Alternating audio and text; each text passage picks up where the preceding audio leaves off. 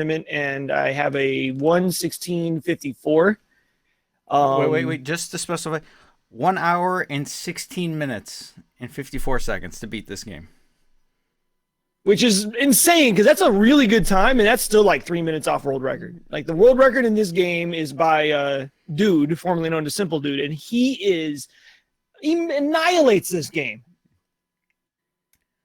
And just for clarity, what is your time and your current ranking with the original Legend of Zelda as well? My current PB is 28:32, and I was fifth place when I got that time. Now I'm back into ninth or 10th, I think. A lot of these crazy kids are coming up and taking my spot, and I'm too old. I can't keep up. So you mentioned your elevated age here. you This is the 35th anniversary. So I know, and isn't that insane? It is. I was in the womb when this came out. I was one. You were one. Okay, all right. So we're in the same cluster. And it's funny because my dad, he's totally not a gamer anymore. He's an old guy now. But when we were kids growing up, he played NES, and I'll never forget the memories I had of watching my dad play Zelda 1, and he would teach us everything. He knew the game back and forth. He had Nintendo Powers. So when I was like 4 years old, he showed me how to bomb the walls and kill the Dark Nuts and whatnot, which I think is why I'm so good at the game. I've literally been playing it. It was like next to Mario 1, pretty much the first game I ever played. And as we get started here, you're going to see Maces is going into what we call Magic Cave. So Magic Cave here is important in the speed run if you're going for a top time, not only because this magic container is required, but every time you kill enemies in this game, there are two separate hidden kill counters. There are two groups of enemies in this game. There's what we call large enemies and small enemies. And the enemies in this cave are all small. And every time you kill 6 enemies, they drop an item. And it'll either be a magic jar or a pea bag, which is experience points. So obviously in a marathon setting, he can't grind that pea bag. But in a normal speed run for most runners, that's either a reset or a huge time loss. Yeah, normally you would start the game, go there, and you got to get a bag drop there. And correct. In the speed run, we want to get our attack up. We're basically like a glass cannon for the first hour of this speed run. So we get our attack up, and that's our best defense. So what we have to do is get attack 4 by the end of Palace 1, and to do that, we have a very specific experience route where we have to kill certain enemies in a certain order and just to have a shot. But once you get attack 4 and that run starts, like the beginning of this game is awful at a top level, but once you get past Palace 1, it is an amazing speed run. It's usually if you're watching somebody who's a really good speedrunner at this game, 90% of the time they're just from the beginning of the game to Palace 1. Because they gotta just get lucky with the drops, right? Yeah, so once you get that pea bag in Magic Cave, which there is a manipulation for it, but it's literally frame perfect.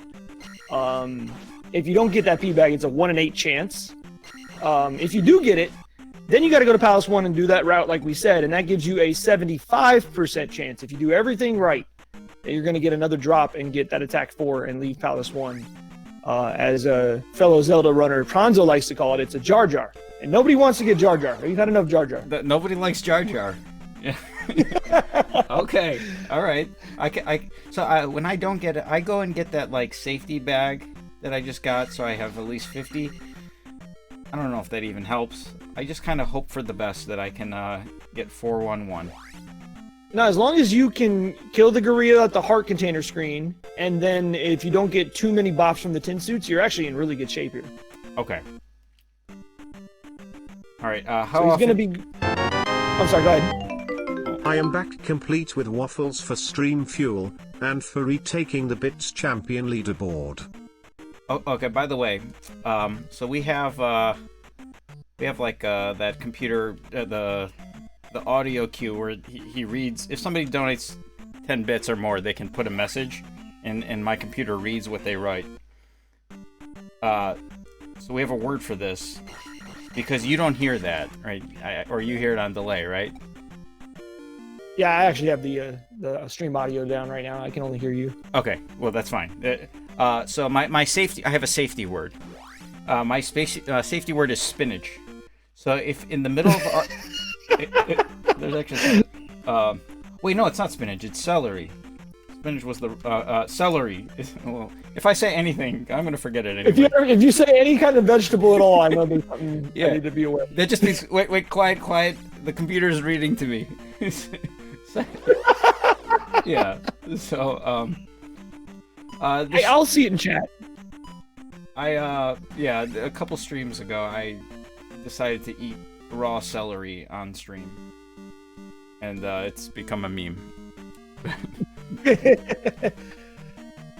So in Palace 1 here, you have to collect the keys in a specific order. This is one of the few dungeons in the game that if you're playing the dungeons in order, the palaces in order, I should say, you pretty much have to get all the keys. There are some glitches involving fairies that allow you to get through some of the doors. And some of the keys are completely unnecessary in general. That's why the main category in this game is 100% all keys. It basically restricts the player from using these glitches. There are a couple glitches that this category allows for, but in general, this is the considered glitchless category. There are a bunch of glitches in this game. If you've ever seen the any % run of the Zelda 2, it's insane. It's and none of those glitches are allowed in this category. I gotta ask you, why? So one of the things in this category, it says 1 CC, which is more like arcade terminology, but 1 credit clear, meaning you can't get game over. Why is that the thing? It's kind of more a restriction on the player to using the up A, like in Zelda 1. It's also that most of the time any runners at a top level aren't going to have to worry about a game over, but it also restricts the player from just, using death abuses to refill magic whenever they want. The up A can save you time in some circumstances, specifically in Death Mountain, because it allows you to warp back to the North Palace, and that allows you to save, a ton of time. There's a category that allows that, and the record is about a 54-minute run, I believe. Okay. So that's just a restriction to not only keep the up A's out of the speed run, but so that players don't abuse deaths too haphazardly. Okay. And we still do. We still die on purpose, but it's more like you really have to pick your battles there. Right. You don't die just whenever you need magic. You have to make sure you plan that death, otherwise you could be in danger when you get to Great Palace. I'm not at the level yet. So as you can see, I'm in the one. My goal is to try to get 145 actually today. But I'm not comfortable yet at the point where I feel like I can beat this game without getting game over. So I'm still like. It is. I'm sorry. It's hard. Like it's not. I'm still worried about getting game over. Is basically what I'm getting at. Even though I get some of the Link dolls, the free guys, but I will die several times in this.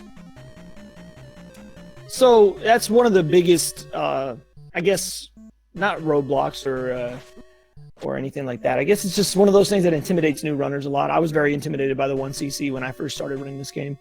And the best advice I have to new runners, anyone who's looking to get into the speed run, don't worry about it too much, because as you run the game, yes, your run won't count on the leaderboard officially if you game over, but it doesn't take too much before you start to get the hang of it.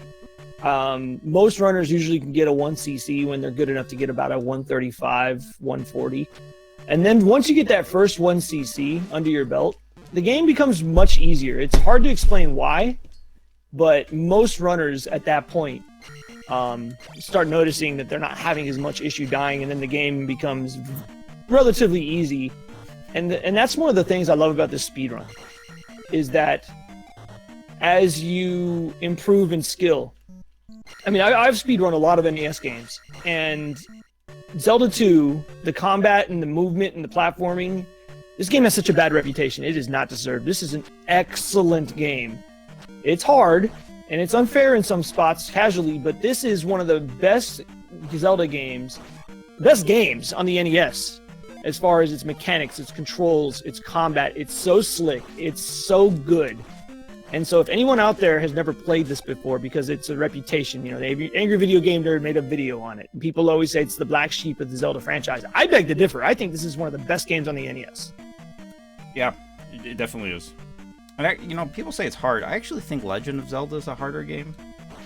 I don't know if that's a minority opinion or not. From a speedrunning aspect, do you think it's a harder game? Zelda 1's a harder speedrun in the sense that it's easier for things to kind of spiral out of control in some of the later dungeons. In Zelda 2, the hardest part is you being your own enemy. There's very little RNG outside of some of the enemy movement, really. And once you understand what the enemies are going to do, and you've gotten adept at the combat, which is a big thing, this game is much, much easier from the standpoint of being able to... Don't mind me just taking my spot back. Okay, continue. Oh dear. Thank you for the bits. Thank you for the bits, Cameron. Continue, Joe. Yeah, just basically, if you ever watch a top runner, like a Simple Dude or a Pro JN or any of the runners who get the 114s, the 115s, it's like watching a big choreographed dance. Like the combat, the way they move Link, just there's something about this game at watching a skilled player play it. It's like watching a ballet. It really is, and it's magical to see that they can do. Because when I played this game casually as a kid, Link felt stiff, he felt awkward, the sword was too small. Mm-hmm. You didn't really understand the combat as much. And now, it's like, oh, I can do so much with what the game gives me. And it really is amazing as you get the hang of it, how good this game is. I can't wax poetically enough about it. Nice, you got the P-Bag. That's attack 4, baby. I needed that, right? Well, if I would have gotten a jar, the rip run, right? Technically, that was a jar if you'd gotten a jar, and that would have meant you would have been attack 3 going into Death Mountain. Not rip run. I mean, we as a Zelda 2 runner in a marathon setting, you have to be prepared for that. But it's much slower and much more difficult. It makes it harder just to get your levels back up by the time you beat Palace 2. Nice fight, by the way. Is it worth? So I have I actually watched your video of your run to see what your. So if you look next to my splits, I have like the numbers I'm hoping to have at the end of that segment. So I like put that as a guide so I know what to upgrade and whatnot. And is that I think that's pretty standard what I have there. Like, right. Yeah, so it's excuse me. 877 at the end of Hidden Palace is going to make it a little tougher to get at Magic 8, as long as you're willing to farm a little bit extra between Palace 5 and Palace 6. You should be able to get 887. When we get to that point, I'll kind of help coach you along if you need help with it. But yes, please. But yeah, I mean, typically the fastest way to get through the game is with 886. That's the most common leveling. Okay. And it's a little harder because you're life 6 in Great Palace, and those enemies hit hard. Yeah. And it's very easy and very common for even the top runners to take an accidental death in Great Palace if the enemies aren't nice. I actually was playing this as a practice earlier this week, and I was using.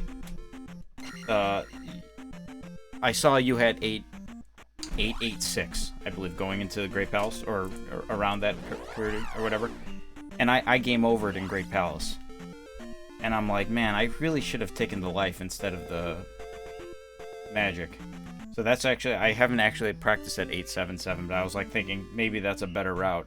But what It'll make it easier to survive up until Thunderbird, but it does restrict what you can do with Thunderbird. The reason we want Magic 8 is that allows us to cast Thunder, of course, which is required. And then you can cast Shield, which halves your damage. Jump, obviously, makes you jump higher. And then there are a bunch of other spells in this game. A lot of people don't know that the Reflect spell not only allows you to reflect Wizrobes and Karok's beams in Palace 4 and Palace 6, but it also makes your hitbox smaller. And when you're going up against Thunderbird, and I'll explain this more when we get to that point, but it basically makes it easier for you to just not take hits at all.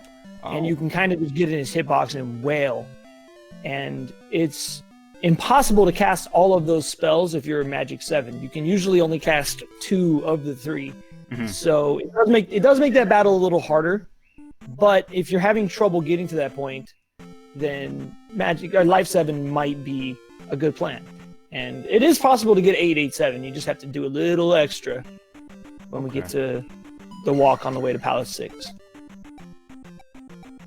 I'm actually not concerned with personally the battle. For me at least, getting to Thunderbird is hard. Thunderbird is just spinach. Make sure you. CXL stare better rev up your bits cause I am sure determined. Yeet. Okay. By the way, make sure you take this level up right here. Otherwise, you'll be. Yeah, don't skip this level up, or you'll be sad. Yeah, I just die repeatedly against the Foca and the Foca are the bird boys, right? Yeah, we like to lovingly call them the spicy chickens because they're quite spicy and they're quite annoying, and it is possible to skip them with no problem at all. And then sometimes they'll just troll you, and there's nothing you can do about it but just take your time. And when you're on PB pace and you're trying to get through Great Palace as fast as you can, and they're sitting there trolling you, it's more aggravating in some cases than even the Focas. The Foca in the big waffle block room we lovingly call Scott Bicula. Why? I think the actor's name is Scott Bakula, I believe. And it's some joke. I don't know. It flew over my head. I know it's something to do with like a sitcom or something. I don't know. The Zelda 2 runners before me made a lot of interesting names for this game. So, just talk about level ups here. Do you stick with 412 all the way at this point? So you'll take magic and life as soon as they come up. So you want to try to save one of the level ups for Death Mountain, just so you have an extra fill up there, but it's not entirely important. It's really runner's choice here. So you can also take the time in the next town and get yourself all recharged, which I would recommend. And it's really just kind of player's choice at this point. Do you think it's a good idea to take the next magic upgrade? Absolutely. You don't want to skip any more levels at this point, because otherwise you'll have to get attack 5 before you can get your magic and life ups. Okay. Attack 5 requires 2,000 experience points, so you won't get it for a while. Got it. Okay, so you want 423 before you start making your way to the sword upgrade. Does that make sense? Am I right? Yeah. Okay. Yeah, you're correct. And yeah, thank you, Jay Durg in chat. So it was from the show Quantum Leap. I actually remember somebody telling me that a long time ago, because there's a strat in that room we call the Quantum Leap that allows you to jump up and reach a ledge as you stab. It's a very tough, I think it's like a 2-pixel window, and it's a pretty difficult maneuver to master. Even top runners miss it because there's so much pressure, because you've got this blue Foca hitting you in the back of the head with swords, and you don't have a lot of space to set up the trick. And so I believe that's where that name came from. But I did want to ask you, since we're kind of the same generation, what was your, getting away from the speedrunning portion, what was your first experience with, did you grow up with the NES? Are you an NES kid? Yeah, so I touched on it a little bit earlier. My father was a big gamer when we were kids, and him and his best friend had Nintendo Power, and we had an NES growing up. It wasn't my first console. My first console was actually in Intellivision, but my dad, because he wouldn't let us touch the NES when we were little kids. That was his, you know? Okay. But when we got a little older, I was about 5 years old, I remember this, sitting down with my dad, and he had Mario 1, Zelda 1, Castlevania 2, Esther's Quest, Legendary Wings. We had all these games, some of which are pretty tough, and he would show us how to beat them. He would just walk us through the game, and Zelda 2 was one that he never mastered. And as a kid, I never beat this game ever without a Game Genie. And my first time ever beating this game without any sort of save states or Game Genie was in the speedrun.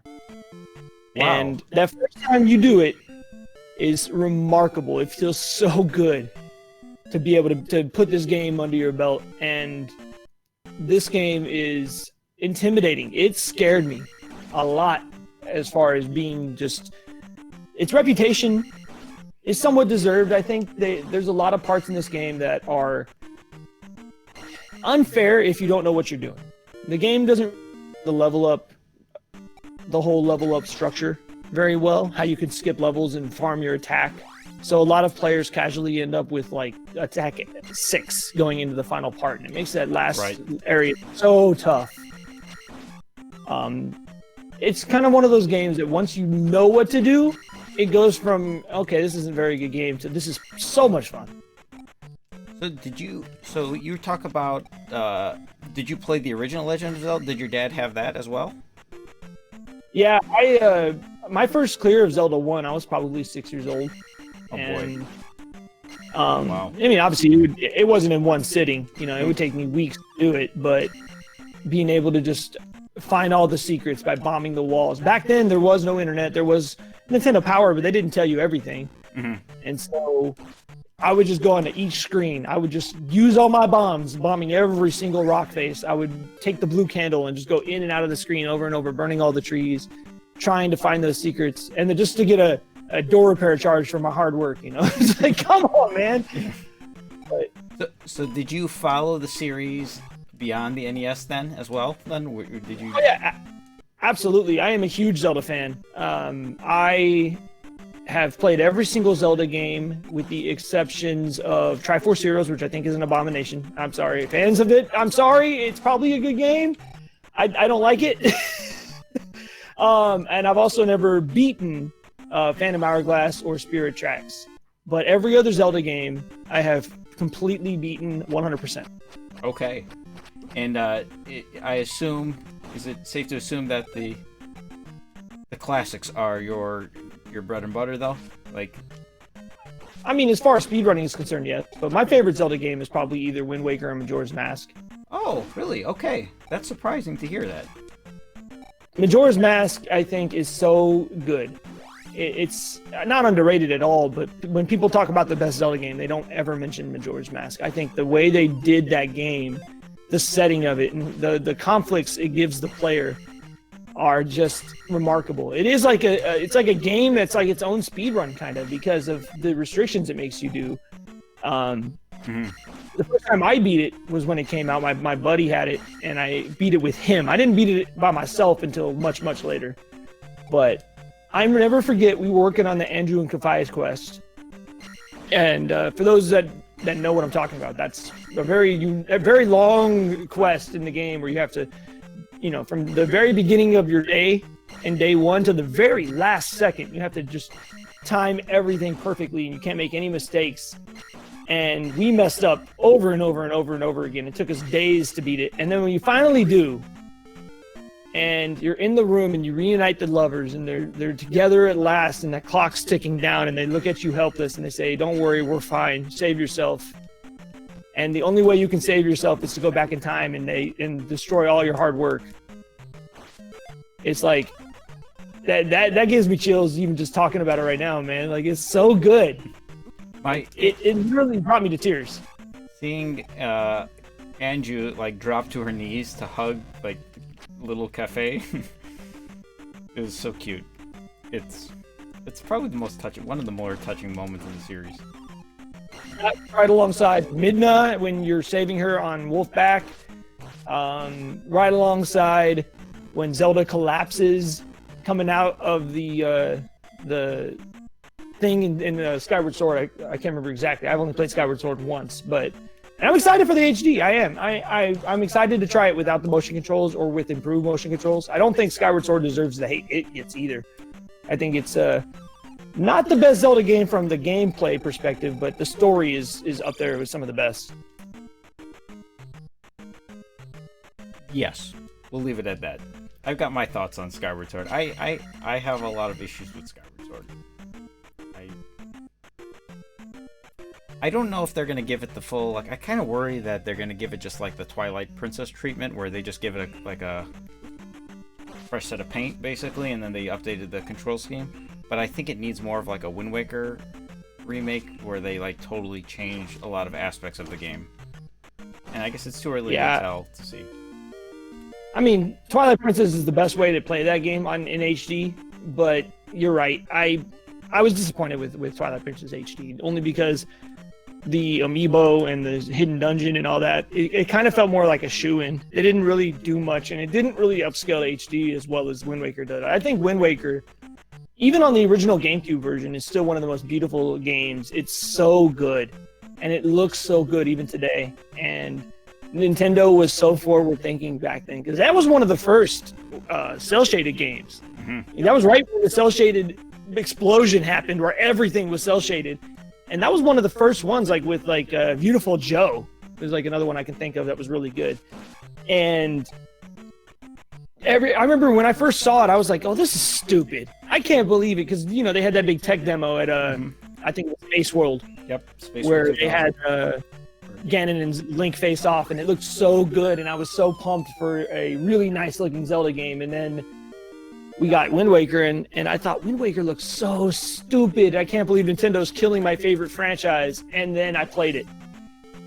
And I played it at like a demo kiosk at like GameStop or something. And I immediately bought it. I didn't even hesitate. I was like, no, I'm getting this. I'm getting it right now. And it was one of the best experiences in the franchise. It's so good.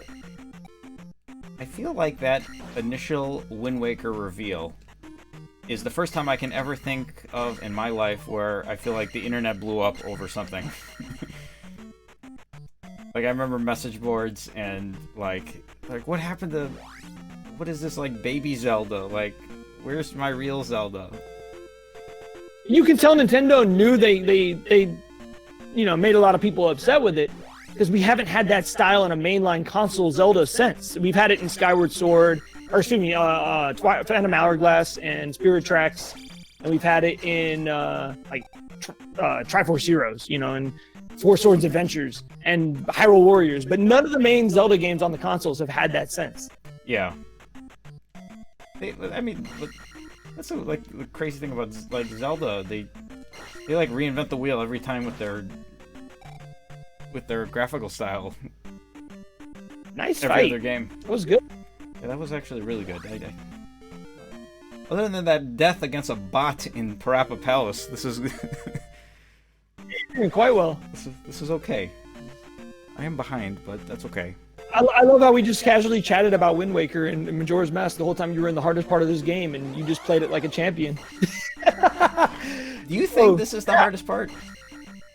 I think the Death Mountain casually is the hardest part, because, again, folks don't understand the leveling system in this game casually. Unless you know about it going in, you're usually underpowered for Death Mountain. Death Mountain was actually intended to be after Palace 2. Yeah. So the game intended you to go to Palace 2 to have Fairy and Life and all these extra heart containers and all this stuff before you go to Death Mountain. But most players didn't do that. Most people come out of that cave, see that town, find out they need to talk to Bagu, and they end up in Death Mountain. Yeah. With, casually you're probably attack 2, and you probably haven't found any of the extra heart containers. So it's brutal. It really is. I used to go to level 2 before Death Mountain, just because it was impossible. But now I feel the Valley of Death. Is that what's called, Valley of Death? Death Valley? I mean, pretty sure it's called Valley of Death. We call it VOD. Okay. That and then obviously the Great Palace is just, I mean, you can be, I still die regularly. Then again, I'm dying at bots in Parappa Palace, so Oh, don't worry. Once you get good at this speedrun, you still die in Great Palace. It doesn't change. It's still one of the hardest parts of this entire speedrun. It's still brutal. Okay. Yeah. The Foco. What are the Firebirds? Is that what they're called too? I don't know the actual name of them. Like I said, speedrunners just call them spicy chickens because it's fun. Well, those are the sword guys, right? Or no, those are the folks. Okay. Which we have a name for, but we won't share that. I mean, it's pretty obvious. But I get it. Yeah, it's mostly just getting the grasp of the leveling system and understanding how the enemies move. And is there a mother Folka? Oh, there certainly is. Okay. Oh yes. and there's a dirty Foca, and I can keep going on. I could. But yeah, it's more or less, and I'll say this about pretty much all of the speedruns for the most part. It's that yes, there's some players who are more gifted when it comes to certain games, and there's certain players who have more of an knack to just pick games up quick. But anyone can learn a speedrun and get good at a game with enough persistence and practice. And that's true of a lot of things in life, but really speedrunning is more, in my opinion, a measure of persistence and will and how hard somebody works.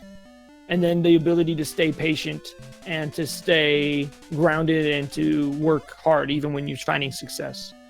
And the more you do that, the more you start to realize that you can do it. And that's the approach I take to all speedruns. It's just, I know I can do it before I go in. I just have to work hard.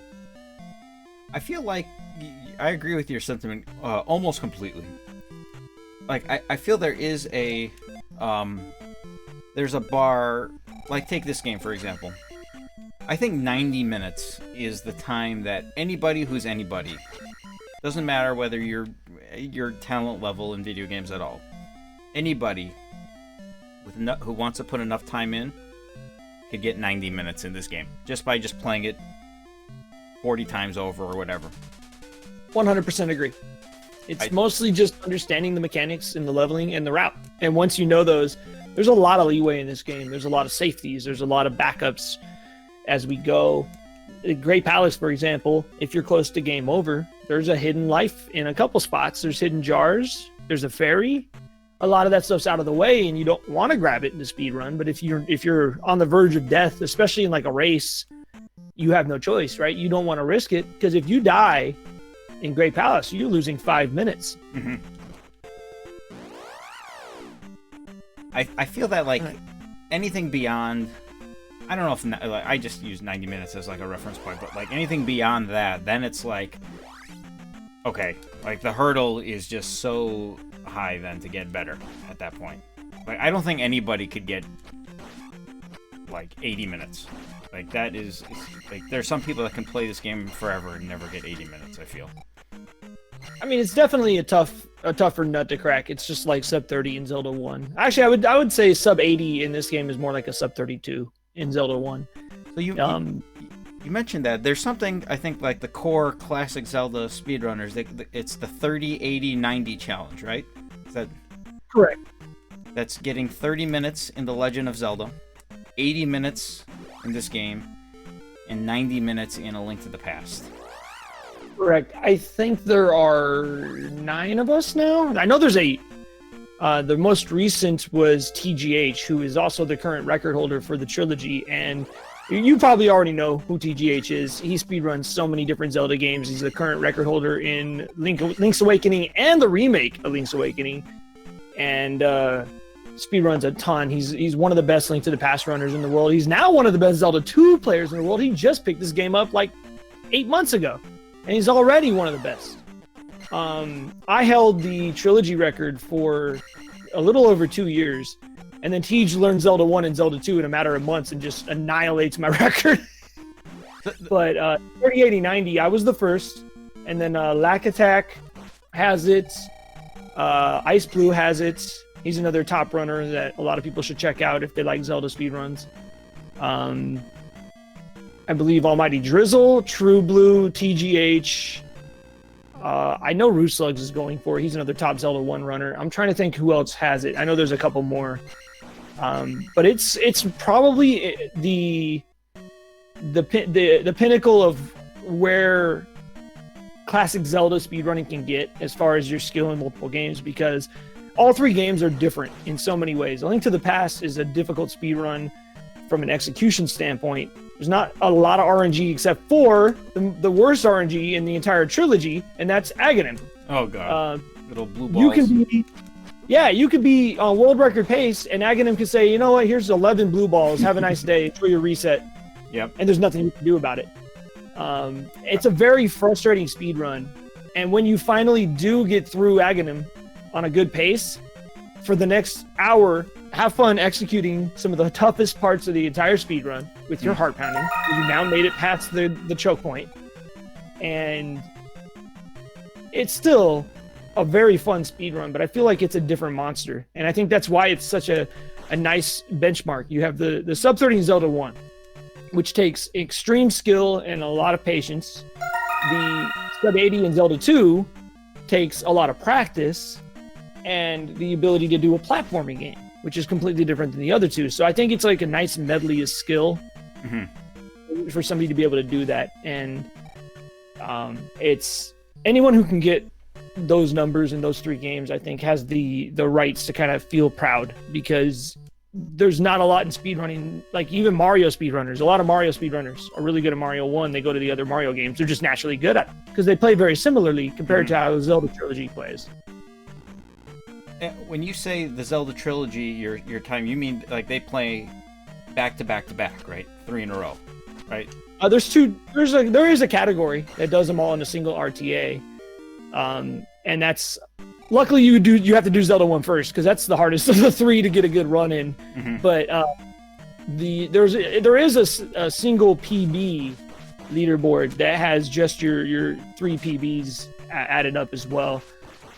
That's one of the cool things about the classic Zelda games. I'm sure a lot of the modern ones have these as well, but there's like category extension pages and all kinds of different alternate challenges. I know Zelda Speedruns does a lot of that kind of stuff, as far as like marathon runs, and Jam Evil is another great Zelda runner who does marathons. He does a couple times a year. He does all the Zelda games back to back. It usually takes him I think his last one was like 40 hours. It's 400 hours. It's like a ridiculous amount of time. So he's who are these crazy people that just decide to play like 9 Zelda games back to back to back to back to back, one sitting? Like, I heard that they were extremely how do I say this PG? Very lucky people. I was going to say something much less PG than that. I hear they have social problems. Maybe parental issues growing up. I would love to take on a challenge like this at some point, because it's like that's one of the great things about the Zelda franchise is, like, again, using Mario as a litmus test, because when you look at the Mario franchise, even Mario 2, which obviously, well, actually we know it's Doki Doki Panic, you don't have to tell us, but they all play relatively similar. They're all platforming games. Oh yeah, you want to skip this level up, by the way. Okay. They're all platforming games. They all have a run mechanic in that you can control the jumps midair, and there's power-ups and whatnot. Zelda games don't play like that. Every Zelda game is unique, with the exception of obviously like Ocarina of Time and Majora's Mask pretty much play close to the same. There's some, like the Oracle games and Link's Awakening, they play similarly because they're the same engine, etc. But in general, if you're doing a marathon of these games, even the 3D Zeldas play so much different. And to be able to do all of them in one marathon with any sort of skill or competency is just really remarkable. And I tip my hat to you and anyone who does it, because I've never done it. I don't know if I could. Have you? I noticed. I've been watching. You've started learning Link's Awakening as well. Link's Awakening DX. So I don't know. I don't want to self-plug too much, but yeah, I did a Link's Awakening DX as part of an ongoing challenge that I'm doing on my channel. I'm currently doing what I call the Angry Video Game Nerd Trials of JSR, where I'm attempting to speedrun a game from every episode of the Angry Video Game Nerd that's ever been released. That's 200 games. I started this project 2.5 years ago, and I'm 96 down. And Link's Awakening DX was the game that I chose from the Game Boy Accessories episode that he released a few years back. Okay. And I did learn Link's Awakening, the original, the black and white OG one, for a race that redcandle.us used to do called the Zelda Classic Trilogy Bounty. And that was racing Zelda 1, Zelda 2, Link to the Past, and Link's Awakening all back to back. And it was for a bounty. It was from real money. I think the winner got $600. And basically, long story short, Link's Awakening DX is one of the most technical speedruns I've ever learned. It's so much fun, but it is so difficult. I have so much respect for LADX runners because I've done the Switch remake as well, and that's a very technical speedrun as well. But there's something about the DX that requires an extremely high level of precision, and it's humbling how hard that speedrun is. There's a lot of tricks in that one too. I mean that. Yeah, Rooster Skip is a double frame perfect, pixel perfect buffered trick, and if you miss it, you lose 30 seconds, and you have to walk up Tall Mountain again just to try it again, and then you have to do it again. So you miss it like 7 or 8 times in a row. You lose in like 3 or 4 minutes, and every time you miss it, you're getting angrier and saltier, and yeah, it's tough. It's tough. So the Rooster Skip is something that you will not be seeing when I play Link's Awakening. I will be doing a few things, but there is no glitchless category for that, unfortunately. But I'm doing the closest thing there will be to a glitchless category. Well, there's a whole bunch of categories. By the way, I'm realizing I probably could have gotten one more upgrade in here. You could, but you don't want to mess up your leveling too much. General rule of thumb in this speedrun is that if you're killing too many things and you're getting to that point, it's probably best for you in the future to route less enemies in. Some of the enemies you can skip. Because if you mess up your leveling too much, it becomes very easy to mess up the end of the dungeon. Because right now you want attack 6. Yeah. And if you had taken another level up, there would have been a little more pressure on you to make sure you were able to get that level up when you kill Helmet Head here. Which is our boss we're about to see. Helmet Head is actually Howie Mandel in costume. Oh, okay. That's canon. And he doesn't want you to touch him. That's why he's wearing his armor. There he is. He's like, nah, let's make a deal, bro. Don't punch me in the face.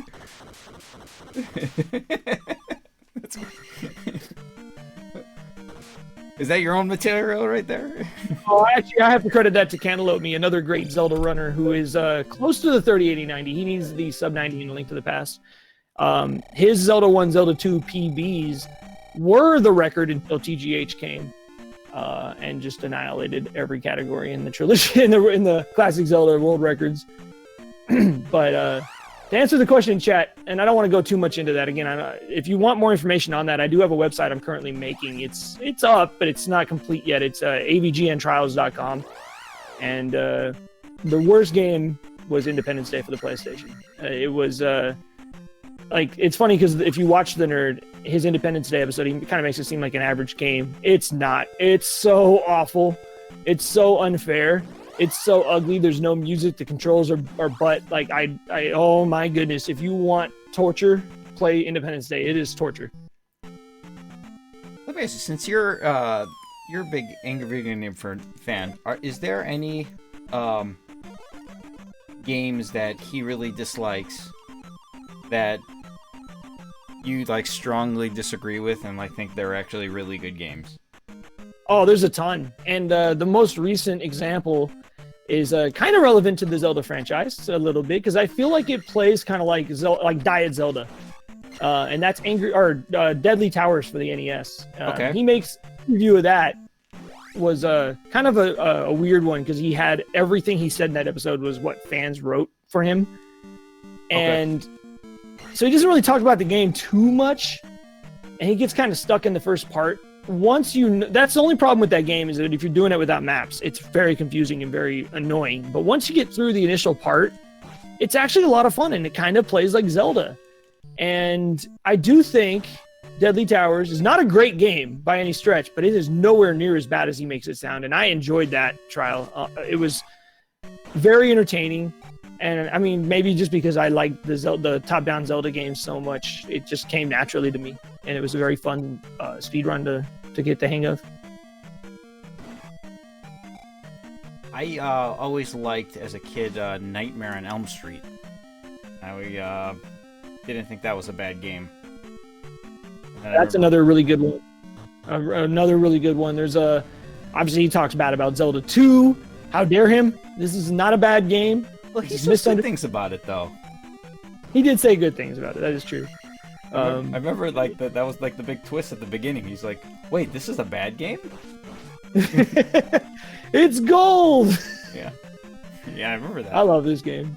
I love this game so much. I feel like I'll be the first person to admit it. I hated this game before I learned the speedrun. I did not like it at all. And when I learned what I was doing wrong pretty much my entire life, I'm like, oh, no, I was wrong. I was misunderstood. This is an amazing game. I can never make that jump right there. We've got a raid coming in. Thank you for the raid, folks. Triforce Dad, thank you. I will say, these old Zelda games, well, you know this firsthand, it is really hard sometimes when you're in a speedrun to actually read the chat. It's, it's definitely a learning curve. It really is. It's kind of understanding the best points to look up and read chat. Like, that goes for any speedrun, really, but yeah, it's just mostly understanding where you can look away without getting a troll boarhead appearing out of nowhere and hitting you with a fireball or walking into a lava pit. And I would be lying if I said I've never just walked into a lava pit reading chat. Yeah, it happens. Hold forward, bop. But it is just kind of one of those things in general with speedrunning that you kind of just have to practice. It's why a lot of the times during the trials, because I'm learning games that I'm not used to. So a lot of these games I go from never playing to speedrunning within a couple of days.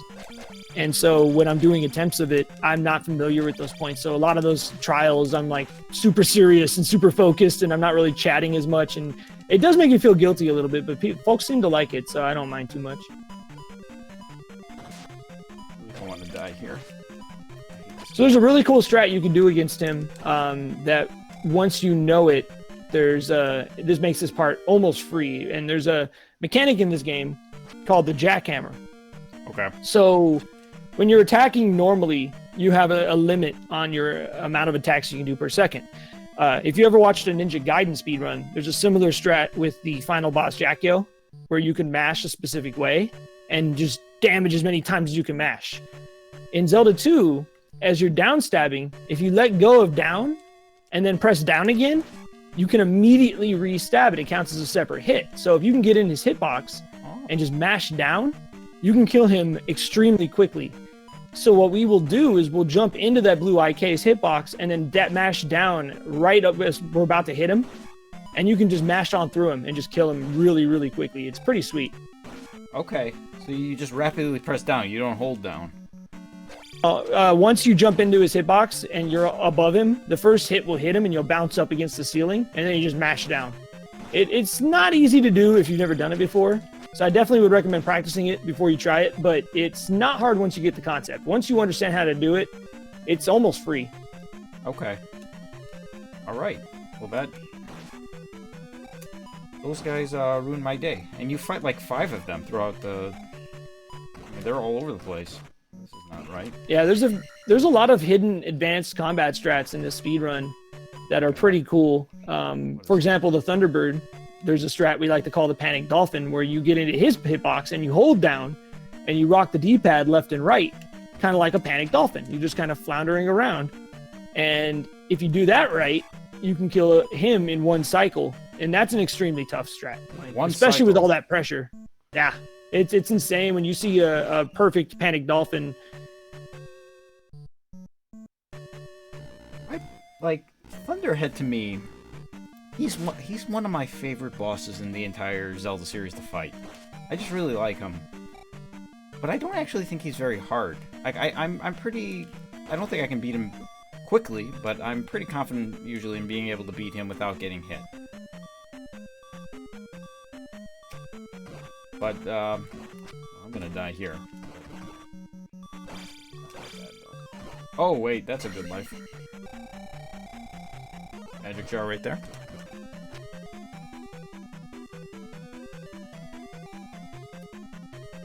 Did I lose you?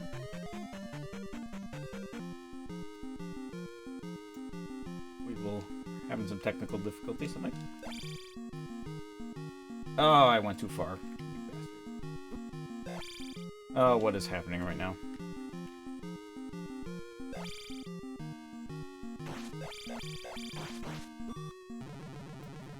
Okay. That's okay. That is usually a death for me. Yeah. Okay, all right, we're gonna collectively blame JSR for that death. I think is that.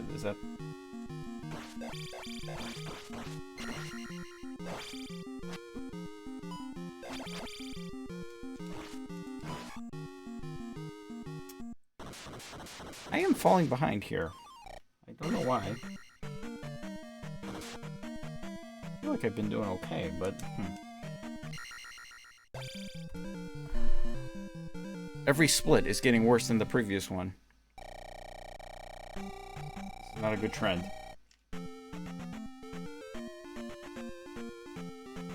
Ugh. Got Gorias here, I think. Alright, we got 733, so this is where we want to be.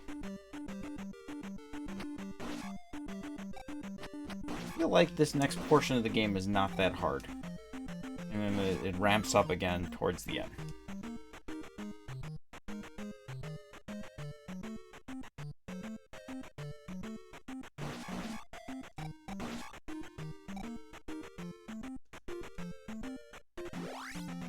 Oh, wait. Why did I go over here? What am I doing?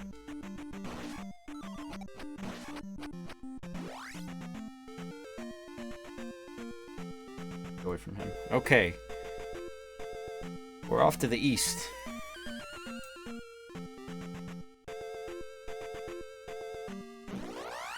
Walked right into that one. I thought that was going to be safe. I gotta go get the fire spell, just because it's part of this category, even though I never use fire.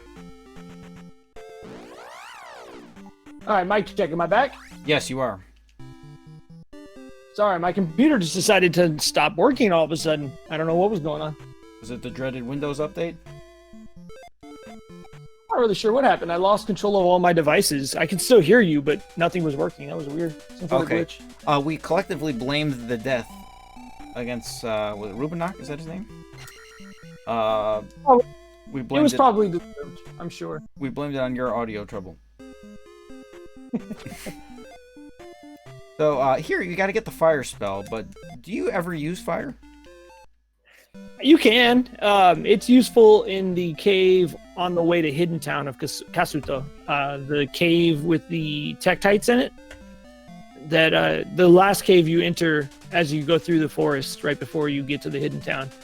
You can use fire there. It's a little safer. Some people will ferry through, but it really is just a matter of player preference.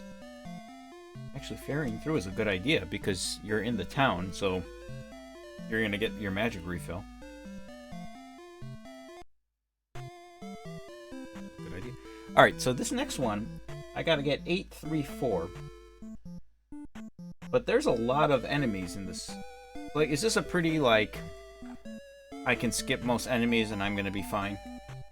Yeah, a lot of the enemies, especially in Palace 4, the Wizrows in particular, you don't really need to kill.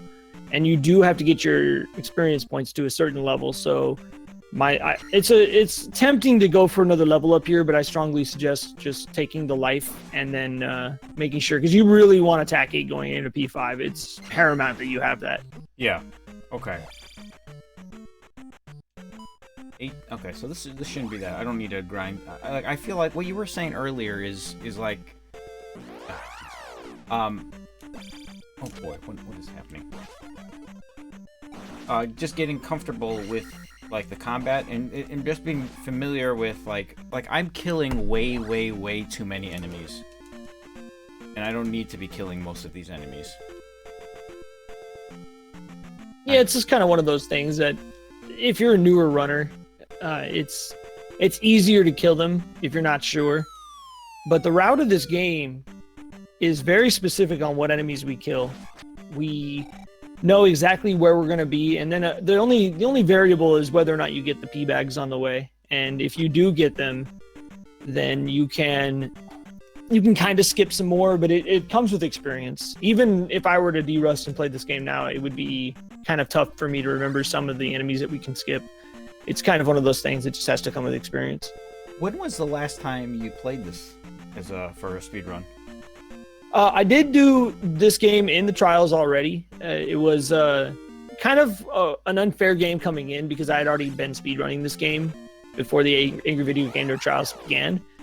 So to challenge myself, I instead did the Famicom Disk System version, which, if you're familiar with, is entirely different in a lot of aspects from the US version.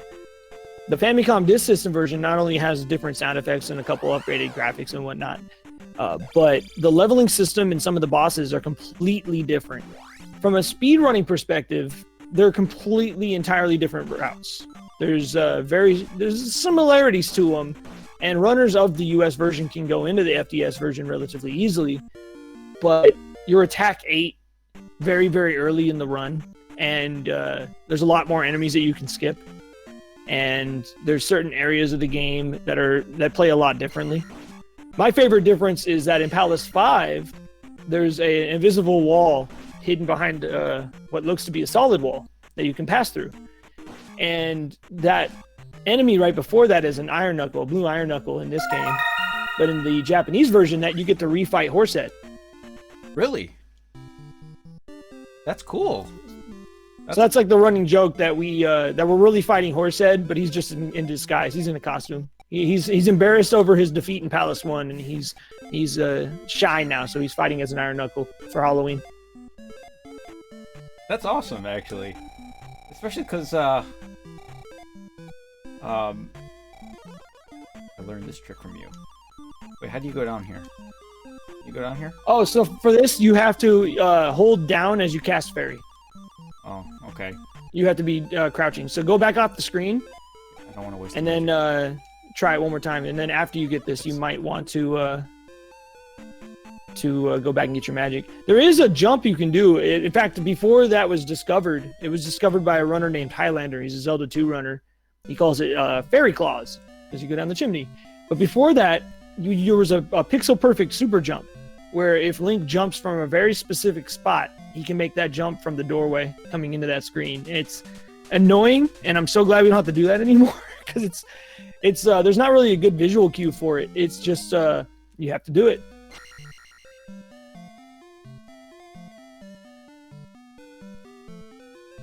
I didn't know there was any. I remember watching. I was watching your video to prepare, and I saw you do that. And then I didn't do that when I was practicing, but then I remembered it just now. I'm like, oh, I'll do it. Like thinking it was just gonna be a, easy trick. It's funny because a lot of runners who play on like EverDrives, if you have an EverDrive, there's a save state function, and a lot of folks will map the save states to like their select button.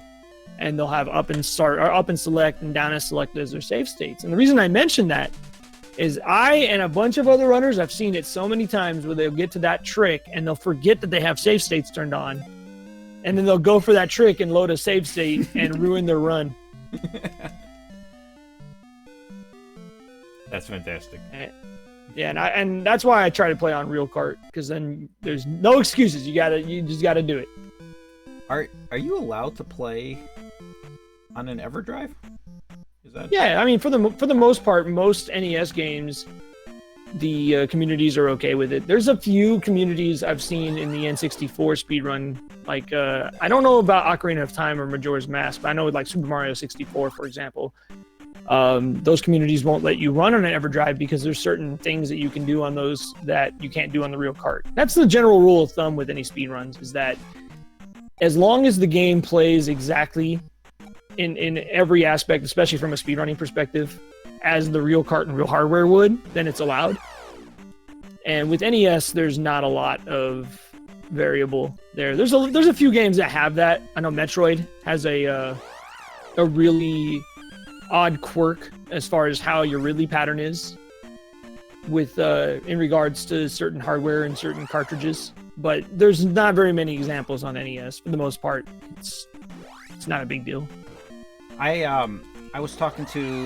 joined the Link's Awakening community recently in preparation for this event, because I wanted to see what I was allowed to play Link's Awakening on.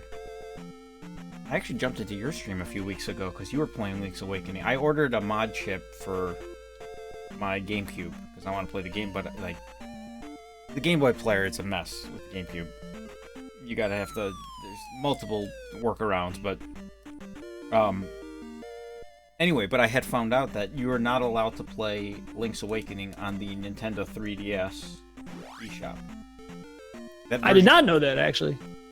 That version is banned, which is kind of annoying, but... That's interesting. I'm not really sure why. I mean, I suppose there is the aspect that Link's Awakening has so many glitches that the main categories are all glitched, and I know that most of the Japanese 1.0 versions for both games, for the classic OG and the DX, because there's certain glitches you can't do on the other versions.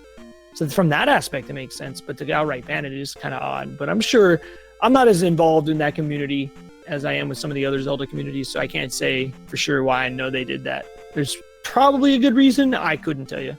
They just told me the gameplay is inconsistent or something. I didn't dig into it. I just said, okay, I will play it on. I'm playing it on an emulator instead. Meanwhile, as we're casually chatting, just want to remark, you're crushing this, by the way. You're doing very well for somebody who was worried about this game. You're playing extremely well. I'm impressed. Still worried about it, but it's only the one part. It's just the Great Palace I'm worried about at this point. I haven't died. I think I only died twice. So Palace 4 is a unique palace that there's not a linear path here. You can do a couple different options. Unfortunately, since we can't up A, the fastest way is the only way. It's the way he's going. But in all the other categories, you usually see the runner go in and kill Karok, then enter the dungeon and come over here to get the boots, and then they'll up A. Really? When they reach the boots, it saves a little time. Unfortunately, in this category, you can't up A, so to do the boots second would mean you'd have to retrace your steps back, and it's a little slower. But it is the only dungeon like that. I mean, P5 has a little bit of variance on the path you can take, but the rest of the dungeons in this game are all pretty much linear. So it's kind of a standout in that aspect. This is also one of the rooms that you'll see top runners intentionally take deaths in a lot of the time if they don't get a red jar. By the way, when I fall down, do I gotta go to the right here? I don't remember. Yes. You're gonna get the boots on the next screen. Okay, the boots. And then you'll have one more key after that. And this is another one of those opportunities to jackhammer. So, I mean, I don't recommend it, but if you wanted to give it a try, you could. Oh, because there's the... Oh, right here. Okay, let's cast shield, though. You just want to jump over him and just mash down and right. You almost had it. You almost had it, man. That was good. Oh, baby! Oh, let's go. That was good. We'll take it. We'll take it. No complaints here. All right. Jackhammer. Something. So, Jason, what are your thoughts on down thrusting? Are you a fan? Well, I mean, yeah, as long as you get roses and chocolate first. No, I'm just kidding. Yes. Yes. It's one of my favorite mechanics in this game. It's so much fun. The combat in this game is so satisfying, and there's nothing more satisfying than that downward thrust. JSR smile. Let's go. It's yeah. Oh man, it was Valentine's Day. I mean, he did. The nerd did mention, you got the down thrust, the up thrust, and other things that he says that I'm not going to repeat here. But this is a family stream here.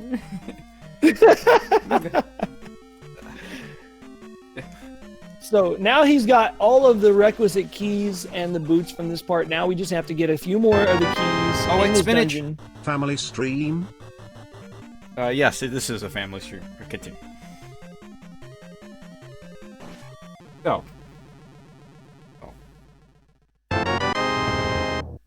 Last time I checked, this is a Christian Minecraft server. I gotta go to the left, right? Yeah, there's one more key. Oh, is there something to the left here? Yeah, there's a key you got to get. Yeah, okay. This is one of those keys that if you're doing any of the other categories, you would skip. But because, obviously, this is the all keys category, unfortunately, we do have to make this trip. And this is one of the reasons that you'll see a lot of the experienced runners say that they don't like this category. It's not that this category isn't fun, it's just a lot of this is arbitrary. It's all meant to just not be able to glitch through a lot of the game. This is what I would say is probably the most popular category, simply because they can't. You can't ferry through doors. You can't do the fairy feet glitch, which is like a screen scroll in Zelda 1, kind of. It allows you to skip some of the forced encounters. You can do the ceiling walk if it's unintentional. It's a long story. There's a lot of history which comes with this category and the rule set that it has, but that's kind of the general consensus. Is it's just a glitchless category. So I have, I've got way more experience than I need at this point. The boss is gonna put me way over. Yeah, and it's fine. Again, the good news is that there's only a few more enemies that you'll have to kill on the way. This Iron Knuckle in this next room is one of them. There's a couple more of the Doom Knockers, which are the guys that throw maces or flowers or whatever you want to call them. I don't know. I thought they were fireballs as a kid.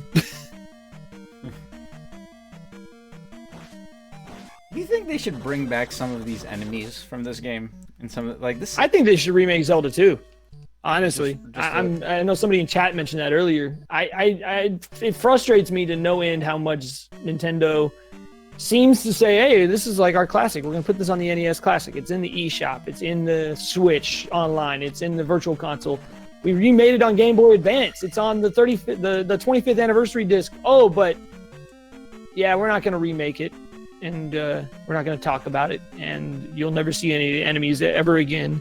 It's frustrating because I think Nintendo did have a great concept with this game. It was just early. This is kind of like a Metroidvania before Metroidvanias were a thing. How cool would it be to see a true sequel, a 2D side-scrolling Zelda with modern gameplay mechanics?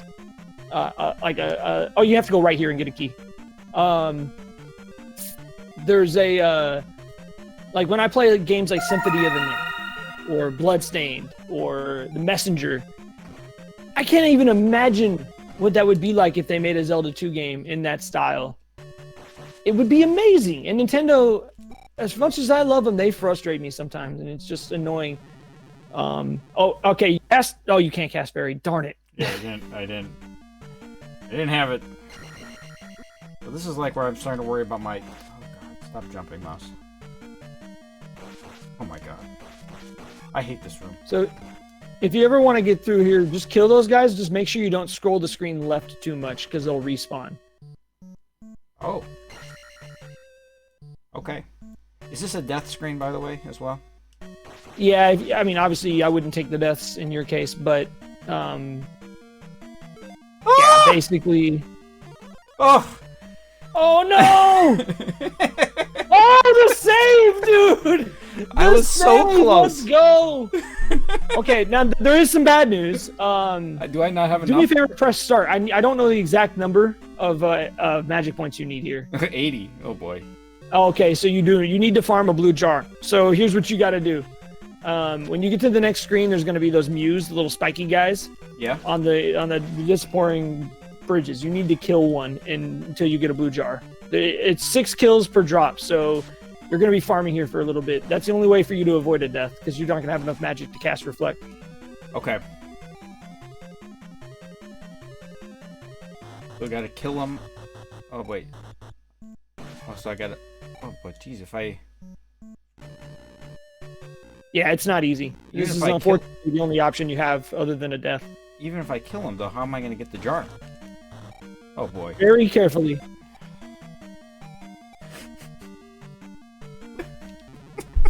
Okay, that's okay. I mean, it's fine. Oh, no. You're either going to have to get a jar or a death anyways. At least now you can move on. Oh, boy. Now the odds of... see, the 1cc is now... might be out the window. Yeah, it's going to be tough. There is another extra life that's really hard to get. The one right before... like, on the way to the Hidden Palace? Yeah, I mean, that one's the only real freebie left in the game. There's another extra life in Palace 6, and then there's one in Great Palace. The one we've got to get there first. I feel is a... Do I have enough... Can I cast shield too? The one in Palace 6, though, is... I feel like...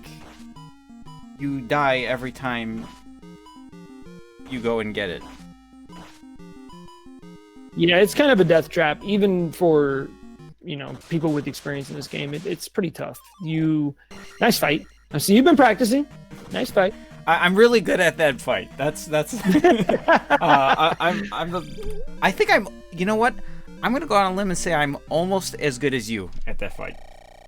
That was world record caliber strats. I'm not gonna lie. Actually, the world record caliber strats. Oh, boy. And I don't know if dude does this. I know he's attempted this. Karok is that boss we just beat, and he's completely RNG. There's no manip as far as we know for it. So the strat is what you just saw him do: go in the corner and just pray. Unfortunately, the only way to beat him faster is to try to anticipate where he spawns and get right up in his face. And it only saves a little bit of time, but it's extremely dangerous. So it's kind of ironic. One thing to note, and I don't know if you're in danger of it here, but if you leave the screen on the same frame that you gain a level up, the game will soft lock and you're completely done. Okay. Well, so if you're ever about to level up, make sure you're not leaving the screen. It's something that you would probably never have to deal with casually, but I can guarantee you almost every single speedrunner of this game has done it at least once.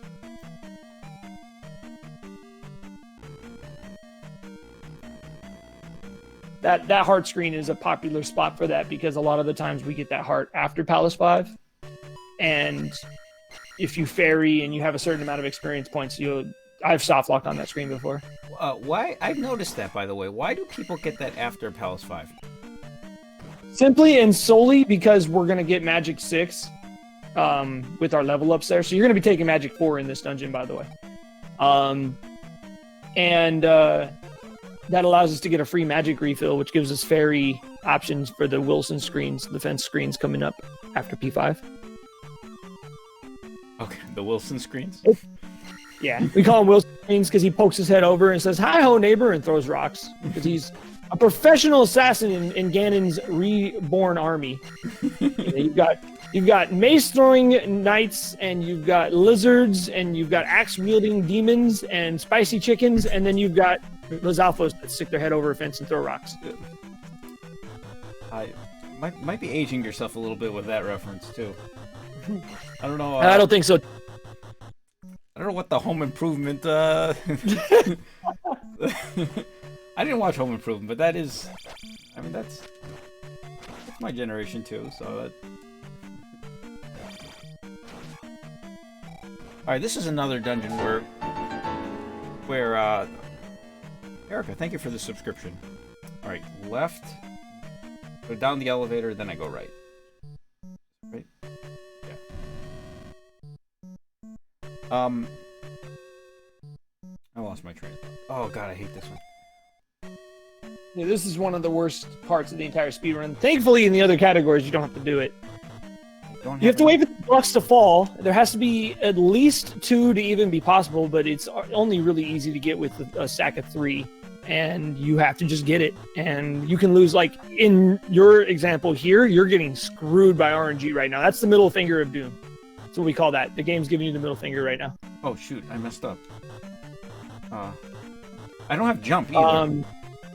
If you don't have jump on, then you have to just build a tower and get up, and it's tough. You might use up thrust here to get up if you have to, but you do need to get the key in the category, unfortunately. Okay. But yeah, this is a kind of one of those screens. It's just really tough. You might be better off in this case leaving the screen and coming back. Let's see if you can get this. You might get it. Let's see. Okay, I see what you're doing. I'm building a fort here. Yeah, I see the strats. This is a world record pace right here. Oh god. Every block no, fell. You got the key and you didn't take any damage. That's actually pretty impressive. And there is a magic jar in this statue here, which is like our backup magic jar here. Oh, okay, good. That is absolutely needed right now. I feel like I die sometimes in this dungeon, and I cannot die anymore. No, great. Half a... The rooms, like, after you go... Okay, I go right here, right? Oh, no, I go left still. Yeah, this dungeon's all lefts until you get past this part. One thing, you do want to try to kill one of these wizards. We call them magos. The best way to do it is when they spawn right in front of you. Just jump and mash down as you move in the direction you're moving. Just jackhammer through them as they spawn. You want to go right here. Yeah, there you go. There's a key up here. Do I need this magic? 8. You do need this magic. Okay. Don't skip that level. Go ahead and take magic 4 here. 844, and then no more. Then. You're in decent experience points. I think you should be fine. If you happen to kill a mago, then that would be nice insurance. But we'll know more when you get closer to the end of the dungeon, so I wouldn't worry about it too much unless it happens organically. Oh. Could you jackhammer one of them? You can. It's hard to do on the way down, though. You want to do it as you're in their hitbox, rising. So as you're like jumping up through their hitbox. Nice kill. I'm good at that jump, like I've always just killed them that way. The jump attack, whatever. I don't know, I picked that up early. I always get hit in these rooms, by the way. Is there any trick here? Do you just hold left and hope for the best, or? Hold left, hope for the best, and just, if you have to stop, stop. But yeah, this is a tough room. Don't be afraid to cast life here. There's a safety jar coming up, and you're on your last life. So definitely don't be afraid to cast life here if you need it. Is that a jar up there that I just passed? I don't remember if there is a jar there or not. I know there's a jar coming up. That's one way to fight that guy. A nice fight. I just slapped him in the face. You could try it, but that magic that you would need to get it, I don't know if there's a jar in that or not. I can't remember, to be honest. I know I don't get it. Is there a safety but one? there is one. There's one coming up in the next area. So after you get back up the elevator, I'll explain where. There's those groups of blocks above your head right now. Not in this room, but in the next one. I believe it's the 4th or 3rd. So the very last block on the right of either the 3rd or 4th group, there's a red jar that hides in that block. Okay. I think I know what you're talking about. Yeah, try the 3rd one first, because I can't recall for sure. I usually get it on the way back. That's why it's hard for me to say. It's all muscle memory for me. I think it's the 3rd. This one right here, yeah. And then you just have to stab it again. Oh, no, yeah, stab it again. The empty space where the block was. Okay. So you gotta... You can just get on the way back. You just, like, stab the open air kind of thing? Yeah, it's weird. You have to, like, hit the hitbox of the jar.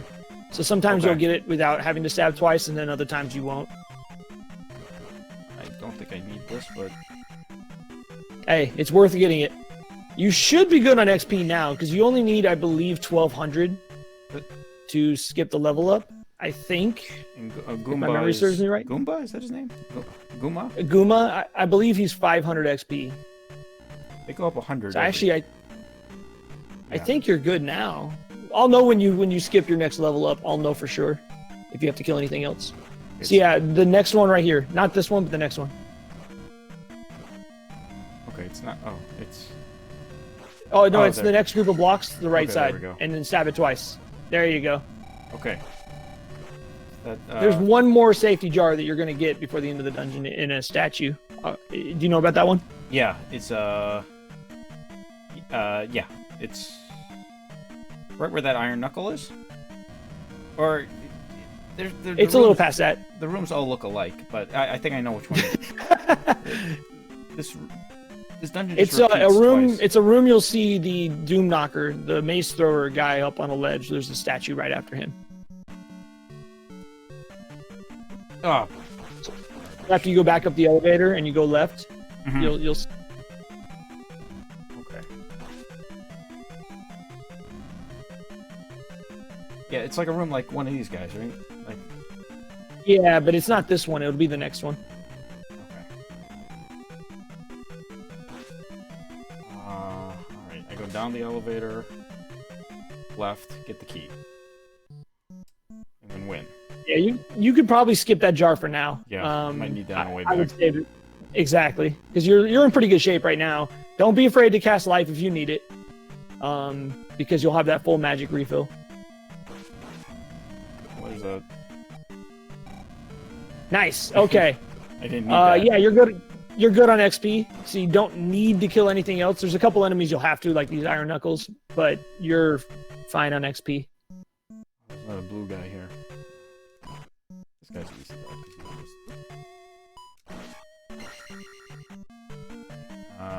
Yeah, I will. I can. All right, good.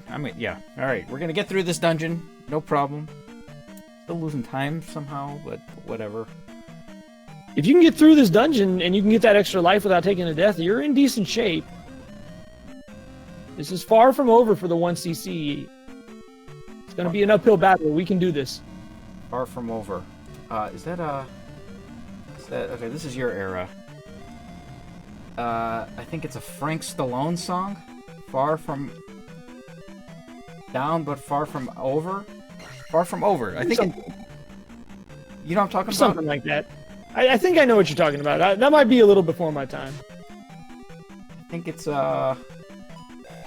it's a song. Oh, there's another jar in here, isn't there? No jar there. Oh, jeez. What is wrong with me? Okay, I would definitely cast life and shield here, and then have life ready to go.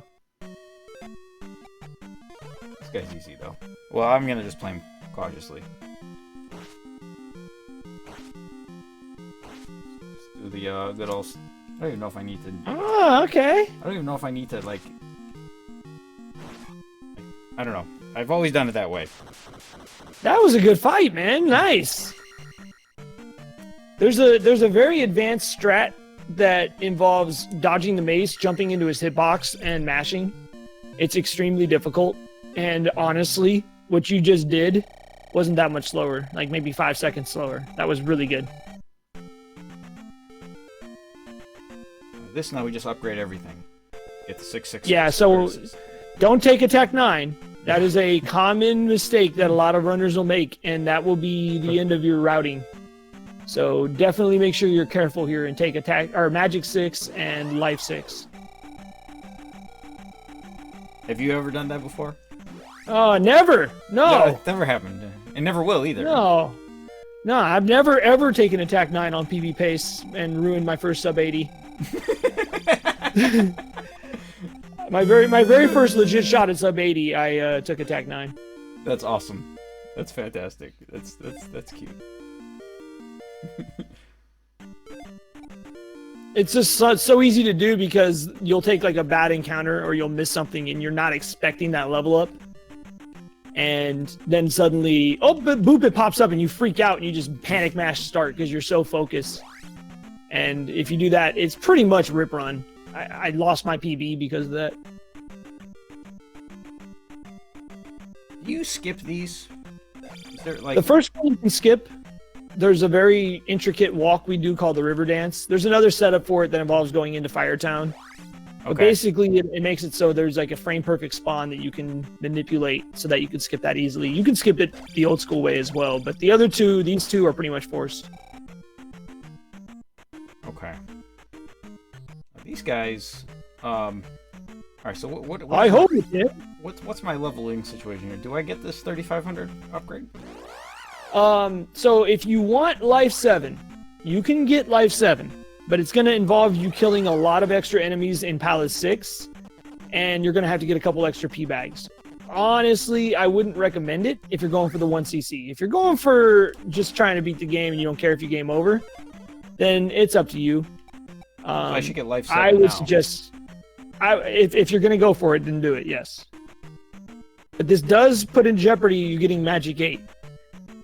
It's going to be an uphill battle. You're going to have to kill a lot of stuff, and if you game over, you won't get it. So you're going to need an additional, I think, 30... I don't remember exactly how much it is. Let's aim for 3,500 to start, because I know you need at least that much. Okay.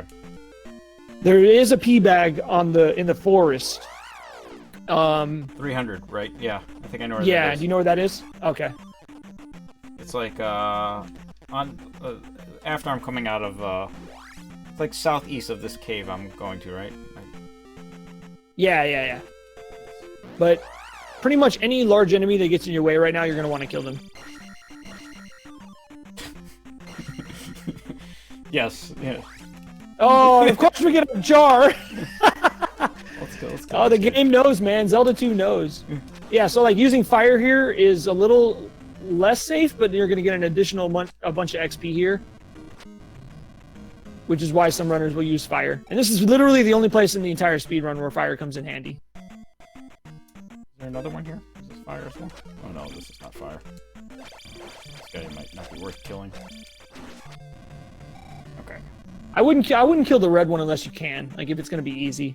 Because the red one only gives 100 and he's a little tougher. The orange gives more than red?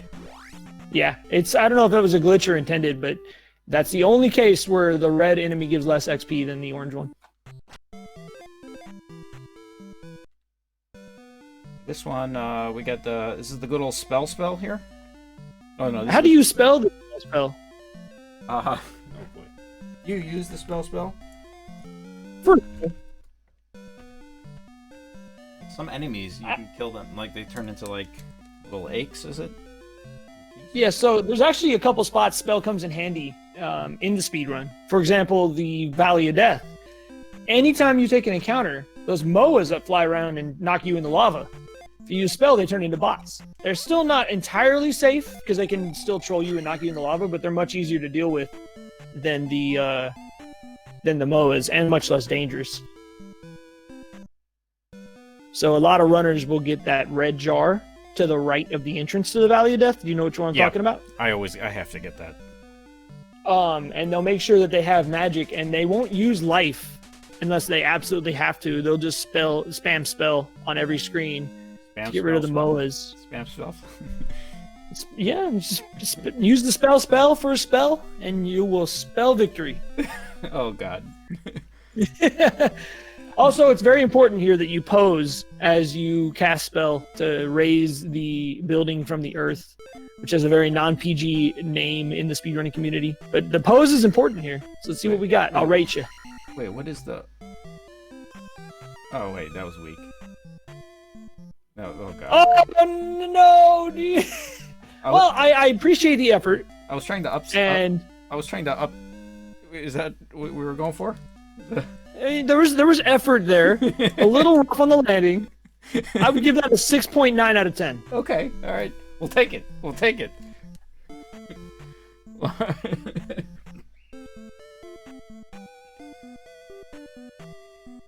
All right, I should talk to this woman here.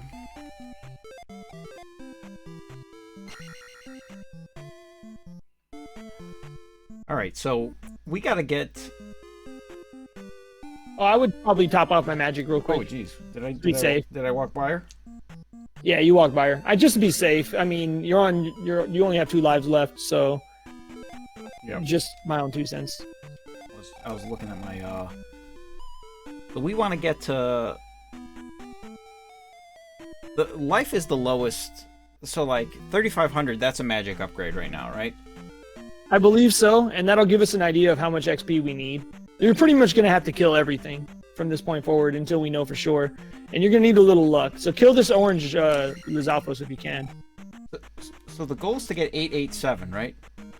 Correct. So you're gonna oh wait, you know what? I don't know if you can get 887. So I think 877 is all you can get right now. I can get 878 pretty easily, I think. Yes, 878 is the one you can get. I think I'm okay with 878. Yeah, I apologize. I'm not 100% familiar with the 887 route. I could do the 886 route personally. How about the 8675? The Jenny route? Is that... I got it. Is that... It's 867, right? Is that what it... Yeah, you have to get exactly 5,309 experience points for that one. Okay, you know what? I don't think I need anything then. I'm just gonna go and... wait, where am I? I'm in the wrong spot here. So I'll get the 3,500, get the upgrade, and then the crystal will give me the next upgrade. Correct, but you do still need to get that 3,500, and there's not a lot of enemies in P6 that you can kill, so definitely don't skip anything. Okay. We'll get 7... Is it Barba 700 or 500 from him? I can confirm that if you need me to, but I believe it's... Or it's 600. 7? Don't they go up 100 every time, I think? Is it? I know horse head's 50, helmet head and iron knuckle are Rebanak are 201. Karak is 300, Guma's 500. I want to say Barb is 700. Okay. Well, I mean, there's a... Oh god, I feel so, like, empowered. like... It's fun, man. There's a jar up on this IK 50/50 jar, by the way, if you want to go for it, in that statue there. Yeah, I wanted to kill that guy. If you get the IK, then leave it. You have to upstab to hit it. Oh, you can upstep? Oh. Okay, we're fine. Just leave him, and then what will happen is on the way back, you'll have another shot. Yeah. There's also a jar in the room with the invisible hole, which speedrunners lovingly call the Canadian hole. So if you fall down it, you are officially an honorary member of the Canadian nationality. You get your maple syrup in them. Yeah. The reason it's called the Canadian hole is there was a tournament a long time ago where one of the top runners was Canadian, and in that match he fell down the hole, causing him to lose the lead and eventually the match. Wait, that's in this room right here, right? This is the... Yep. You should cast jump. So this is the Canadian hole, and if you fall down it, you have to drink a shot of maple syrup. That's the rule. Maples. Oh! Oh, Canada! The Canadian hole! Oh my god. What the hell? Can I drink Crown Royale instead? I got some of that. That's Canadian. What a piece of garbage. I suppose the silver lining is we're getting some XP here, so that's actually not bad. Canadian, eh?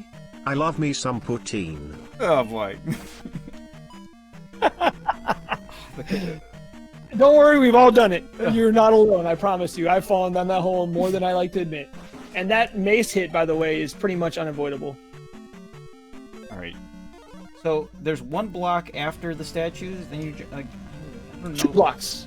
If you're casting jump, you jump on the second block after the statue. Okay. And just do a running jump. Oh my god, there's so much. Go away. Oh my. Okay. We what is happening right now? That last statue right there has a red jar 50/50 in it if you want to try it. The last... You can farm it if you want. The only problem is you have to cast jump to hit it. So you only have a couple shots, and there's not much you can do if you don't get it. Wait, this one right here? Or you're talking... In the room with the Canadian hole. Okay. Of course. This is not one. Okay. You know what? Let me try to get that. I think I have one shot. Oh, no, go ahead and get the cross first. Oh, yeah. Go ahead I and gotta come back. first. I gotta come back. Okay. Because I gotta cast Fairy at some point. So you need a jar. There's a couple spots that you can get one, but if you don't get one, you're kind of boned. There's not much you can do about it. Luckily, you have 50/50 shots. I also... Unfortunately, you only have 2 shots. If you don't get either of these shots, you're pretty much boned. So go ahead and cast jump in this room and hit that first statue and just cross your fingers. Okay, you got it. You're good. Now just don't die. All right, fourth block jump. That was... there's another variable here. I'm gonna get a magic upgrade in 300. Correct. So I can cast... So I can probably cast life here if need be. I would wait until you're close to it just to be safe. Yeah. But yeah, if you're about to level up there, pay attention to your XP where you're at, and if you need to, obviously if you're about to die, cast life. But right before you level up, just spam life, and you should be good to go. Okay. Yeah, there's like... Okay. There's enough XP right before... Well, yeah, I gotta find another blue guy. Oh, wait. Get celery. You still have some XP coming. Our home and native land. True patriot love in all of us command. Okay. Oh, That was a very nice WizCon you did there. That's WizCon, by the way. WizCon. Yeah, that's the WizRobe convention. You can go for this jar if you'd like one time. I wouldn't go for it more than once. Just kill him if you want the XP. All right, go ahead and cast life. You're in danger here. Go ahead and cast life one time. Is there a jar here? Or no? Okay. Not time for. Okay, so yeah, you want to fall one more time and then hold right. Oh, there was a. No, we're gonna fight one right here. Right, he's worth 300. Oh, geez, I don't have enough.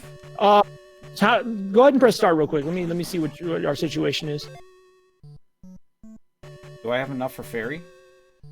You do have enough for fairy and nothing else. So if you want, you can go back and kill that IK and hope you get a P bag drop. But I would just go for it. I think you're kind of in a little bit of trouble until you get past this area. Got a jar there. Oh, that jar was huge. Actually, that was big. Now I can cast. You definitely have enough for fairy now. Wait, celery. With glowing hearts we see thee rise, the true north strong and free. Okay. From far and wide, O Canada, we stand on guard for thee. Okay, alright, enough with this guy. Can I cast Reflect and kill one of these guys to get a magic upgrade? You can, but I wouldn't do it. You won't have enough for fairy. Well, we have a okay, yeah.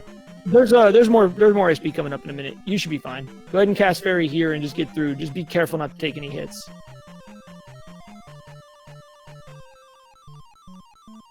This is like I feel like this is like an arcade shmup here or something. You're dodging like it's like bullet hell or something. Okay, is this what do we got? Stalfels here? All right. Yeah, so he should give you enough, I think. If not, you're going to be very close. Okay, so you'll get it on the blue IK. So you should have enough to cast shield on the blue IK. Oh wait, there's one more enemy, I think. Nope, never mind. Just don't die. Yeah, just go ahead and cast shield.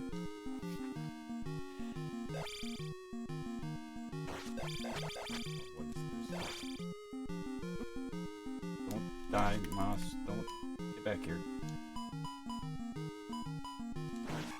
Also, be very careful not to kill him off screen.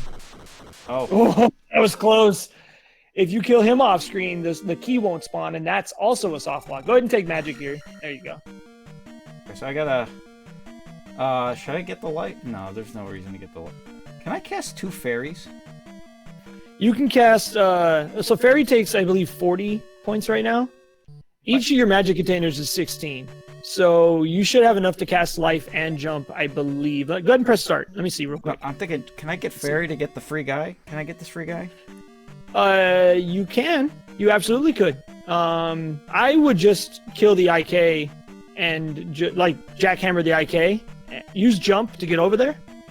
Jackhammer the IK and just tank the hits and get out.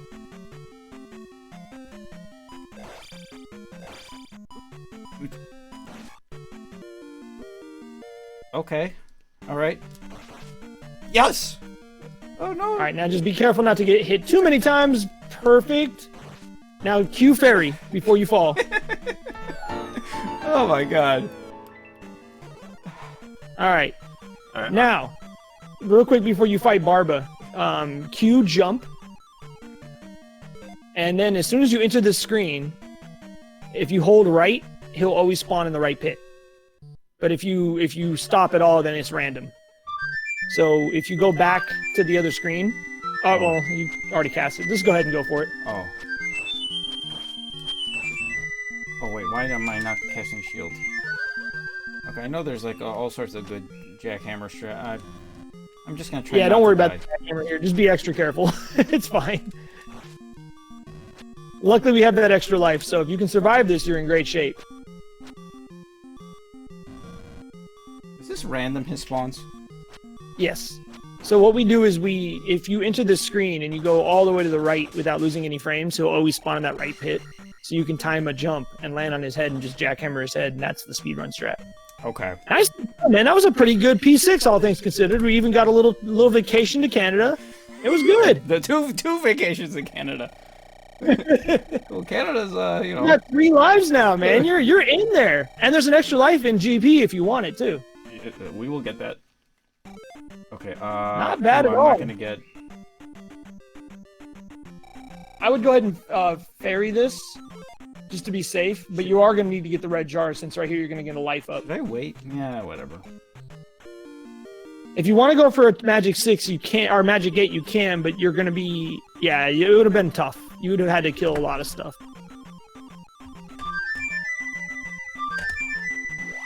What's... Oh my goodness, Taylor, thank you for the gifting bonanza. Wow. I heard that earlier, too. Did somebody... Well, thank you, Taylor. Always nice to see you here, by the way. GIF Blue Hawk. We made it, man. We're in the home stretch. How you feeling? I'm feeling... So... Like, I'm not too concerned with my time, because my time here is a little, misleading, because, I game overed in that time. Is this even my... What am I comparing to? I think I might be comparing to golds, because I didn't get 152.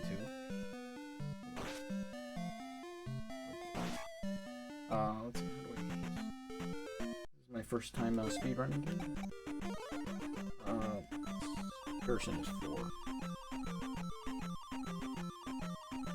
So one note I want to let you know about before you get to the red jar. If you're gonna go counter skip, do you know what I'm talking about? You can counter skip as you enter VOD. Do you know what that is, or are you just gonna go through it? I don't know what you're talking about. Never mind. Just make sure if you do go for the encounter skip, there's a very specific thing you have to do. I try to do the... I don't have a pattern. I just try to wait.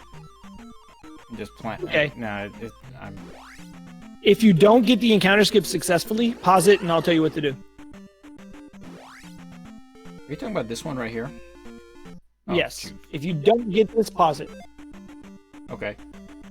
Okay. Scroll the screen right a little bit, just until the screen starts to scroll, then exit. That's good. Now exit. Now try again. All right.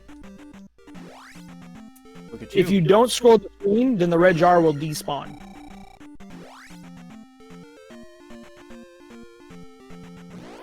That's a pretty uncommon glitch, but it happens to speedrunners a lot when they're first learning the game. So here's where spell comes into handy. Those flying guys, Yeah. just use spell and they turn into bots, and then you can just exit the screen. So the next one you take an encounter, just use the spell and you should be safe. That's awesome. I love it. Okay. All right. Very secret here. Come on.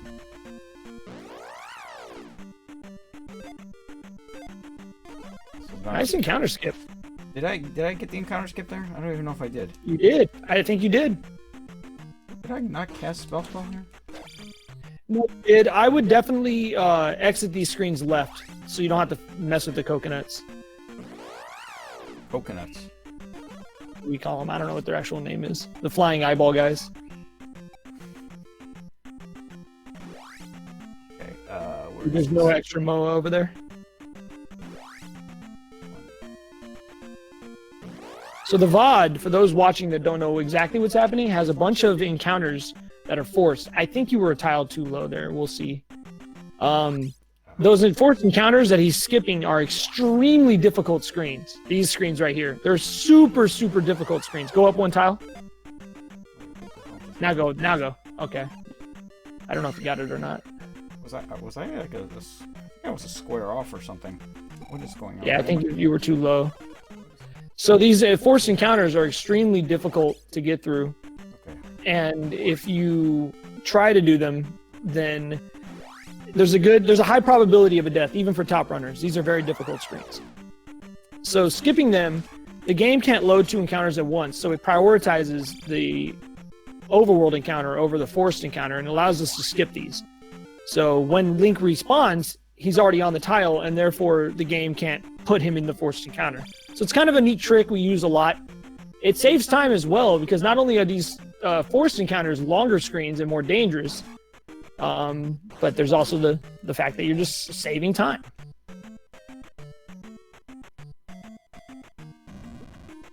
This Scorpion is lovingly called Max, after Scorpion Max, the top Zelda 2 runner. Okay. So if you ever want to yell at Max, feel free. He's a tough guy. He can handle it. Oh, this isn't okay. Ah, jeez.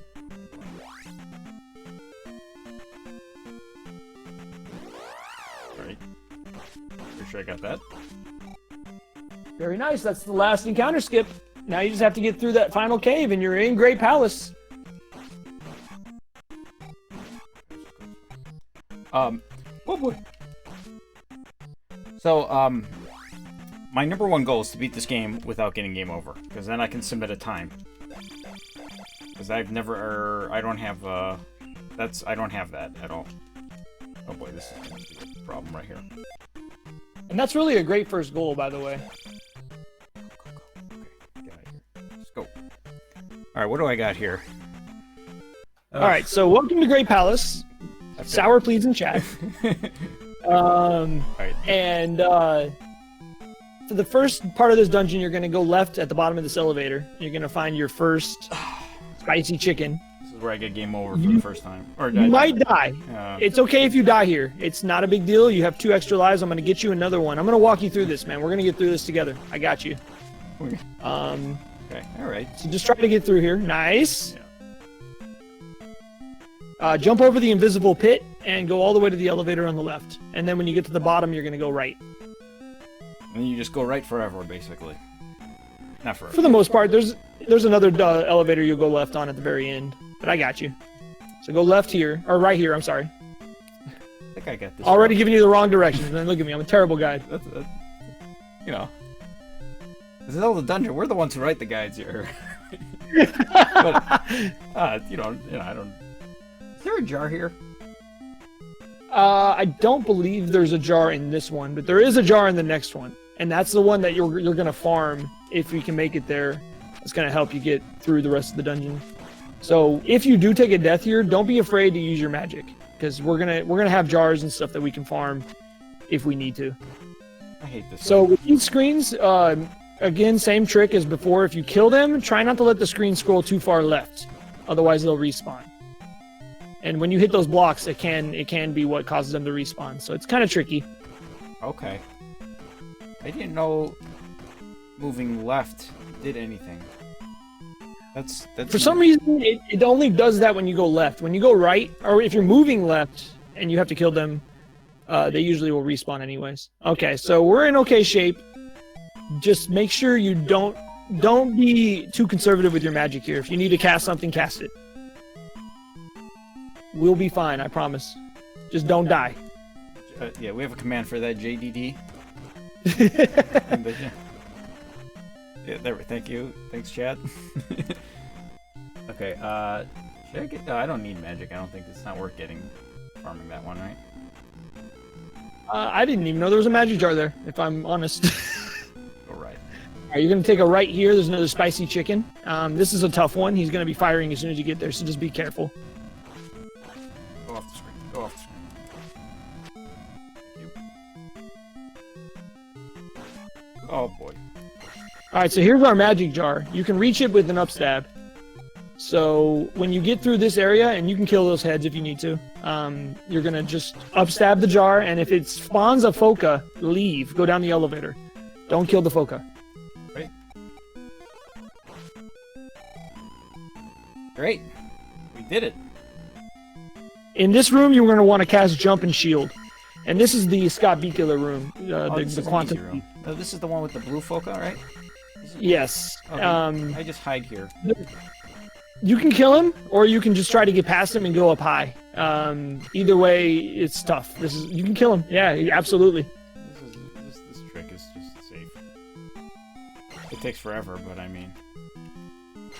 mean, safe is. We're trying to get our first 1cc here. There's no shame. I'm a shameless kind of guy in a lot of aspects of my life.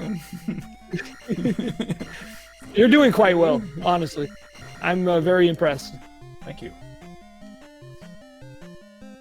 All right. right, I think we're almost in the clear now. There's one more extra life after this next Foco room. When you're going down the elevator, there's a room on the left with an invisible wall, and there's a bunch of bots there. And if you're careful, you can make your way to the left and get another doll. And if you take any hits there, there's a fairy on the right. So it's up to you if you want to get the fairy. But the extra life, I would probably grab it if you're comfortable with jumping hits and killing bots. Ah, garbage. Ah, garbage. Oh my goodness. That's okay. Those guys don't hit very hard. It's the Foca you're worried about. Forget it. I don't want it. Let's get the fairy. I don't think I need the extra guy. Because we're at Thunderbird right now, right? Yeah, you're pretty much through the hardest part. There's one more spicy chicken you've got to get past. If you can get past him, and you can use fairy to ferry over him, because there's a red jar we can farm if you want, if you don't want to worry about it. If you're just trying to get past him, go left you here, don't I? use fairy. Left, yeah, left.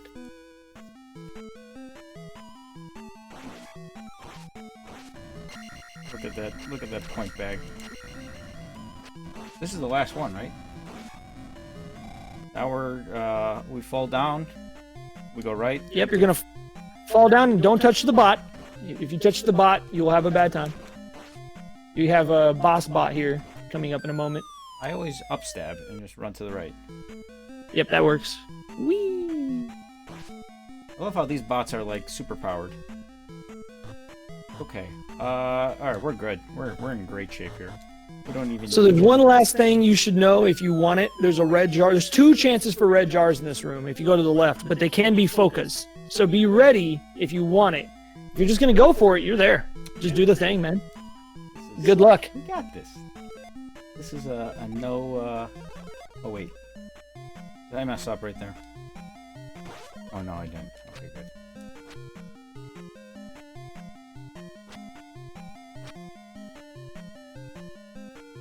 If I can hit him, that'd be great. If we do take the death, don't worry about it. I will. You'll have enough for shield on the next try, but you should be good. I will not get hit against him. I have not got hit against Thunderbird. Oh, I got hit. I got hit twice.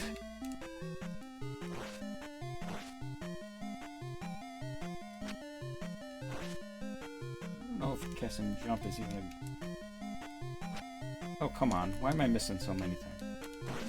Alright. Oh. Well done. We're in there, man. I'm sure you already know the Dark Link strats.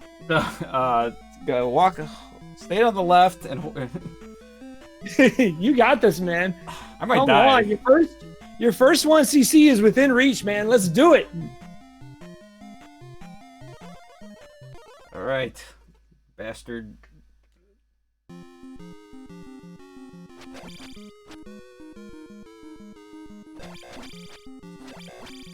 Like, there's better strats if you stand up, right? But it's a little trickier. It takes some timing. The duck strat is the safest. If Link jumps on you, there's not much you can do. You just kind of have to jump around and hope he gets off you. But the duck strat is the safest.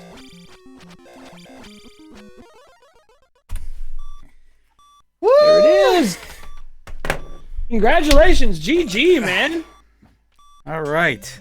There's not a lot of people who can say that they beat Legend of Zelda 2 in 1cc in a marathon setting, and you just did it, my friend. That was impressive.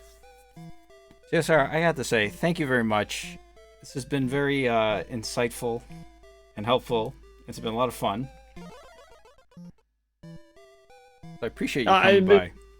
My pleasure. It was a lot of fun to be here. I want to thank you for inviting me. Sub 2 So it was an honor to be part of to this the Zelda G. dungeon. You And played well.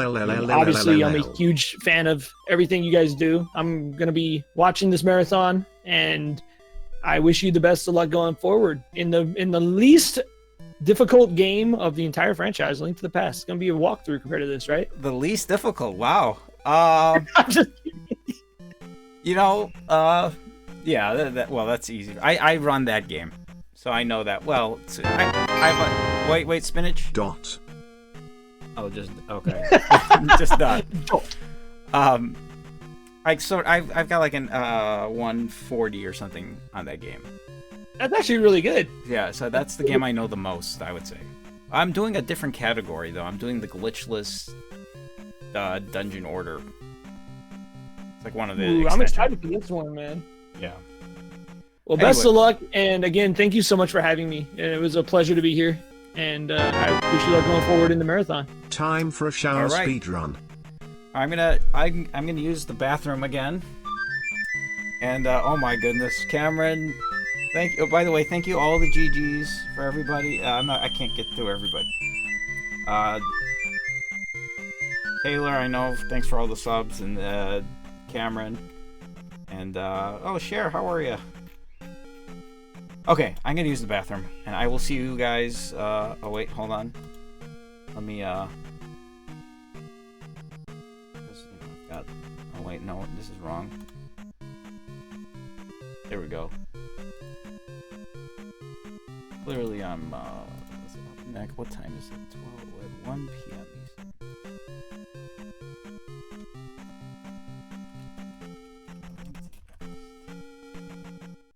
Up next, 1 p.m.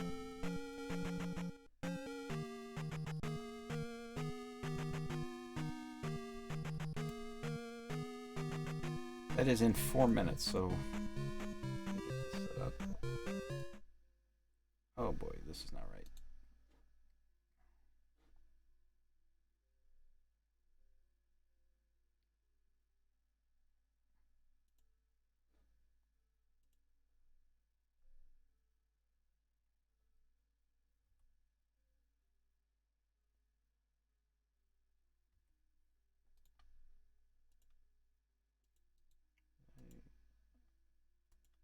Okay, exit, open, splits,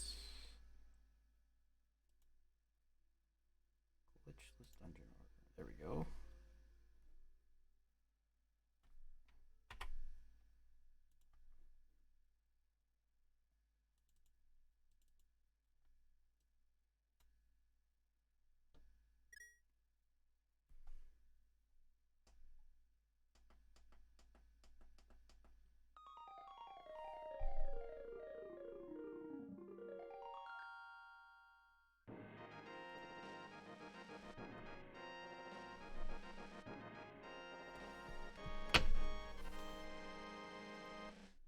Okay.